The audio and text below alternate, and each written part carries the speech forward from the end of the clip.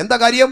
ദൈവം ആദിയിൽ ആകാശം ഭൂമിയും സൃഷ്ടിച്ചു എന്ന് ആദിയിൽ അനാദിയിൽ ആ വർഷം കണക്ക് കൂട്ടാൻ നമുക്ക് പറ്റില്ല. പക്ഷേ പിന്നെ ഭൂമി എന്ത് ചെയ്തു? ലൂസിഫർ പാപം ചെയ്തതോടുകൂടി ഈ ഭൂമിയിലേക്ക് അവൻ വീഴപ്പെട്ടപ്പോൾ ഈ ഭൂമി എന്തായി മാറി? പാഴും ശൂന്യവുമായി മാറി. അത് ദീർഘ നൂറ്റാണ്ടുകൾ, കോടാനുകോടി വർഷങ്ങൾ അങ്ങനെ കിടന്നു. അങ്ങനെ ഇരുന്നപ്പോഴാണ് ആ പാഴും ശൂന്യമായ ഭൂമിക്കകത്ത് ദൈവം തീരുമാനിച്ചു മണ്ണുകൊണ്ട് സ്വന്തം സാദൃശ്യത്തിലും സ്വരൂപത്തിലും മനുഷ്യനെ സൃഷ്ടിക്കാം.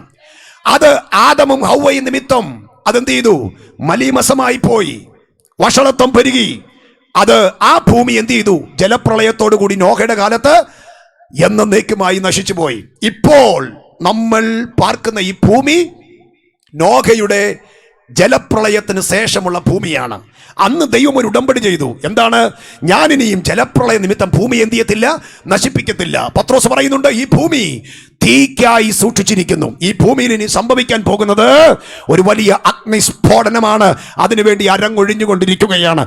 മഴക്കോള് പോലെ കയറി വരുമെന്ന ആറ്റമിക് വെപ്പണൊക്കെ ഈ കാലഘട്ടത്തിൽ ഏതെങ്കിലും രാജ്യം പുറപ്പെടുവിച്ചു കഴിഞ്ഞാൽ ഈ അന്തരീക്ഷമൊക്കെ എന്തായി തീരുമെന്ന് അറിയാമോ? കാർമേഘ പടലം പോലെയാകും. സൂര്യൻ ഉദിക്കില്ല. ഈ ഭൂമിയിലുള്ള മനുഷ്യരെല്ലാം ഉരുകിത്തീരുമെന്നാണ് വിശുദ്ധ തിരുവെഴുത്ത് പറയുന്നത്. അപ്പോൾ നമ്മളിപ്പോൾ പാർക്കുന്ന ഭൂമി ജലപ്രളയ അനന്തരമുള്ള ഭൂമിയാണ്. ഈ ഭൂമി കർത്താവിന്റെ വരവോടുകൂടെ ഇത് അഗ്നിഗോളമായി മാറും.